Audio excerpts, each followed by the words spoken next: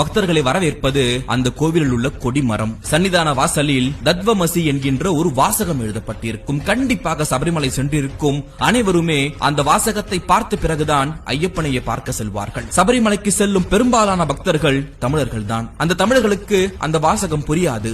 ஏனென்றால் அது மலையாளத்திலும் ஹிந்தியிலும் எழுதப்பட்டிருக்கும். 41 நாள் அல்லது 48 நாள் விரதம் இருந்து சபரிமலைக்கு செல்லும் அந்த பக்தர்கள் ஐயப்பனை பார்க்கும் வரை கடவுளாகவே வாழ்ந்து கொண்டிருப்பார்கள். அந்த வாசகம் நமக்கு அதைத்தான் உணர்த்துகிறது. தத்வமசி என்கின்ற அந்த வாசகத்திற்கான பொருள் என்ன தெரியுமா? நீ எதை நாடி வந்தாயோ அது நீயாகவே உள்ளாய் என்பதுதான் அதனுடைய பொருள். அதாவது எங்கும் நிறைந்த பரம்பொருள் உன்னிலும் இருப்பதால் நீயும் பரம்பொருளே என்பதுதான் அதனுடைய உட்கருத்து. மனிதனே, தெய்வத்தை தேடி நீ இவ்வளவு தூரம் கஷ்டப்பட்டு சிரமப்பட்டு வந்திருக்க வேண்டியதில்லை. காடு மேடுகளை கடந்திருக்க வேண்டியதில்லை. உனக்குள்ளேயே நான் இருக்கிறேன். நான் இங்கிருந்து உன்னை எப்படி பாதுகாக்கிறேனோ அதே போல் நீயும் உன்னை சார்ந்தவர்களை பாதுகாக்கும் வகையில் நடந்து கொள். அவர்களிடம் நல்லதை பேசு, நல்லதை செய், நன்மையை மற்றும் நாடி செல் என்பதுதான் இந்த சொல்லுக்குள்ளே அடங்கியிருக்கும் அந்த தத்துவம்.